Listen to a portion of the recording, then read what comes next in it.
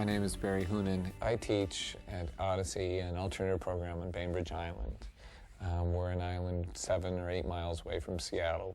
The structure of my reading workshop is a mini lesson, literature discussion, and often literature discussion group. So today's lesson was how do you make sense of books that are new to you? What are the strategies we're using to prepare for literature discussion? Okay, we have Lizzie and Maddie who are going to begin with sharing a strategy that they've been playing around with, and they're going to highlight what happens during the, for the reader in using post-it strategies. Well, I pretty much took my thoughts and just like wrote them down on paper, like the first couple of things. Every time I pick up a book and I'm looking at the cover and I'm looking at the backside, I'm trying to figure out where this book is going, I write post-its. So the kids start seeing that, well, it's a post-it strategy. It's really about how does a proficient reader get into the text. I had no idea what a shadar was, and they were talking about that she was in her shadar, and so I went online and I got a picture of shadar, and I found that it's a piece of clothing that women in Afghanistan wear that cover every part of their body except for their eyes. So the use of a post-it strategy in this particular case is for what? Research and vocabulary, right? I mean, so you're stepping into Afghanistan and issues and questions about the Taliban, about the culture in the Middle East, and so it's the first time I've seen vocabulary used as a post-it strategy. What's the end goal of this post-it? Learn. To find information. Yeah, find things out, to figure out what's going on in this book. Lizzie is one of my most reluctant readers, and I had a reason for putting it out there is that if she declares herself a reader, the harder it is for her to back out of saying she's not a reader. So sometimes those student demonstrations are for reasons of getting kids off of the mark. A couple things happen during student demonstrations. One, I write down what is it that they're doing so that I can name it later. I call it student naming. More specifically, I can go back and I can see who's sharing in the student demonstrations, and what does that tell me about them as a reader? By naming it the Lizzie post-it strategy, or the Lizzie perspective, kids go, oh yeah, that's when you go and you highlight the vocabulary words you don't understand. And the Maddie is how do you gain perspective when you're reading a book? You know, how do you find the nuances of the book? Okay, first, before I had even started reading, I had written down Jolly and Levon. Sounds weird because the names were a little interesting. So, and then when I get later on in the book, I just am like amazed by things like the mother of the 2 children is 17. That's only 3 years older than the babysitter. So things like that. I had a lot of insights, but more questions, too. Okay, so slow it down. So when you're reading, you write down an insight you have, and sometimes you write down information. Yeah. And also, I just to look back, I do that. Like, if I was looking back later, how old was such and such, and I can look back and find that. But then also, there's parts that, like, she's using metaphor that I don't really understand, or it's a little too detailed. So I write down what does she mean, and I'll come back to it later and read over it a couple times just to figure out what she's talking about and it's related to. Great. All right. Okay, thanks a lot. I sat, like I did today, thinking, isn't that what I did for several days? You know, I had 2 or 3 different demonstrations.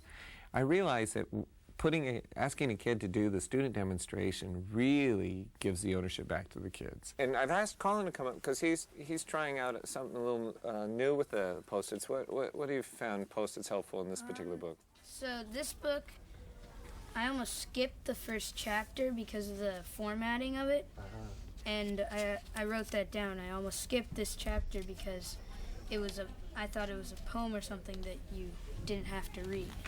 So, and my second chapter is on these chapters are really short, so my next postage is on the next page.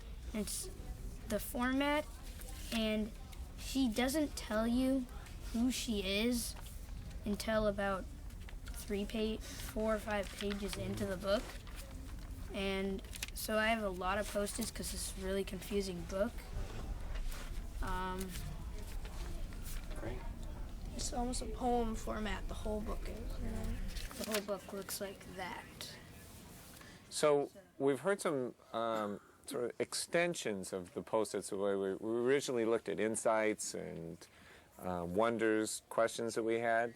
And Colin's bringing up another, and that is, what happens when you have reader questions? Like, how do you make sense of this new form of reading? And when am I going to find out about the character? So I would invite you to extend that if the reading is challenging you, to write it down on the post-it, because that would be something you could share in your literature group. Colin, who's a very proficient reader, talking about his muscling through this text. And so Colin, who could read a book in a night, is now on page 30. And it's like, wait a minute, this is very different. But we've said, okay, what's the average? How much can we read? It's not a race. It's about what? Understanding the book differently at the end than we did when we began. The mini lesson should connect to the literature discussion. When we moved from mini lessons to the discussion group, the kids didn't launch out with their post-its, which I thought, oh, this will be an obvious transition. They'll go to their spots and they'll say, here's what my insights, here's what I'm wondering. Instead, they did what frequently happens is they take their books over and they just start talking. So who's finished the book? I have. Yeah. What page are... So the literature discussion group that met today was Stuck in Neutral. It's about a teenage boy who's paraplegic. He thinks his father's going to kill him to put him out of his misery, but he can't communicate to his father that life is okay, that he is experiencing life sort of vicariously through his extraordinary memory and all the things that he gets to see around him.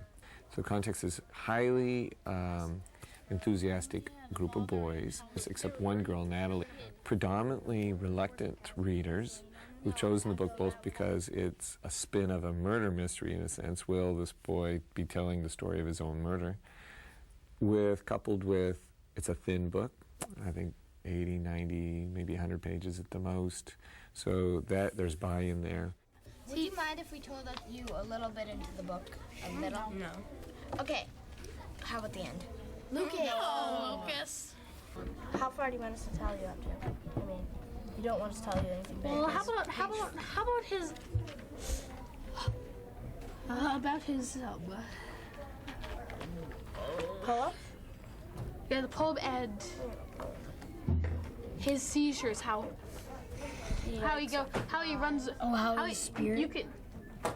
He doesn't really call it spirit, but he's able to leave his body. Yeah. Did you get to that part? No. Well, that's really close to where you are.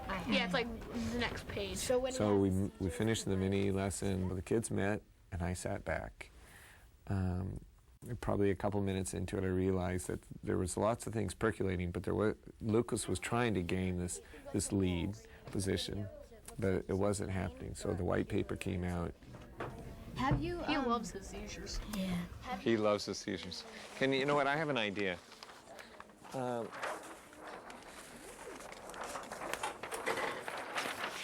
Let's do this on a large sheet. Let's map or web out some of the things we're thinking about with regard to. I have something. What's Okay, a circle. Okay, what do you want to know, or what do you want to talk about regarding Sean? You want seizures? Here, you want to use this thing.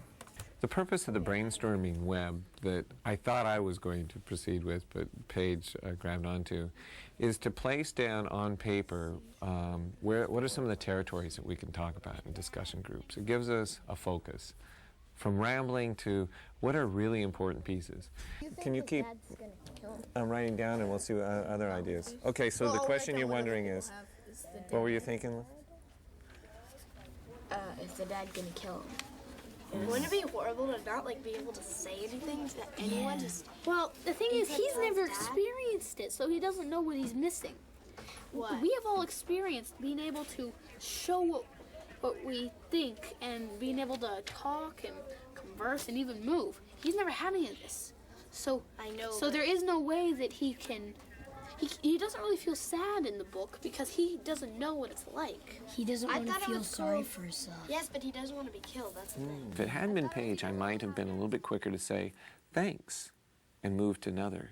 But the context is everything. You know, Paige has a very distinctive stuttering problem. For the last couple months, sometimes he can't get a sentence out. This is a chance for a kid who's been very quiet all year, has the front, you know, the stage, and he's so enthralled by it that he's making all kinds of insights. That's the other thing when it comes to assessment, you look at what's going on and what is the context in which it's going on. So it really pushes me to think, okay, what is the context that we put our readers in so they share? So he takes the ball and he's going with it. And then what I tried to do is make sure that the other voices, that Andrew, a more quiet fifth grade boy, would be pulled out. And you know, even a sentence, a declaration of some sort. Yeah. Okay, well, we'll hang on to the ending here for a minute. I don't know. Why did his dad leave the family? Because he couldn't. Can we put that down? He couldn't stand. Or where's seeing Dad? Sean There it is. Good. having the seizures. Poem. All right. Oh, and his brother Paul, he doesn't really love him, but The fight. Oh yeah. Okay, so let's hang on. We're going a little fast for We Paige. shouldn't do that. Oh yeah. With him here. So we have Although Dad. this pretty good. We're just placing down some topic areas. Okay, so we have the poem that Dad wrote. Let's talk Why did about Dad Paul. leave? Well, let's. Can we go with the one more piece that we just said, and then we'll choose a discussion. What did you just say? About the fight. Yeah. Okay. So Paul and fight. Paul gets into a huge fight. So do you want to put Paul there? Maybe. he doesn't really like Sean that Paul- much, but he's No, really yes, protective. he does. Paul loves Sean. Paul is the best guy in the world for Sean. He hates the dad. Oh yeah. It's funny when, as a teacher, when you go to a discussion group, and I don't know how many hundreds of discussion groups I've now participated or seen, I think I know what's going to happen, and it doesn't happen that way. I mean, that's teaching in a nutshell, but I went there and I thought, okay, we're going to end up talking about the killing, that it's all going to be about whether Dad is going to kill him. And Paul, the issue of Paul, I think is one that I didn't even recognize as a reader until they started talking about it.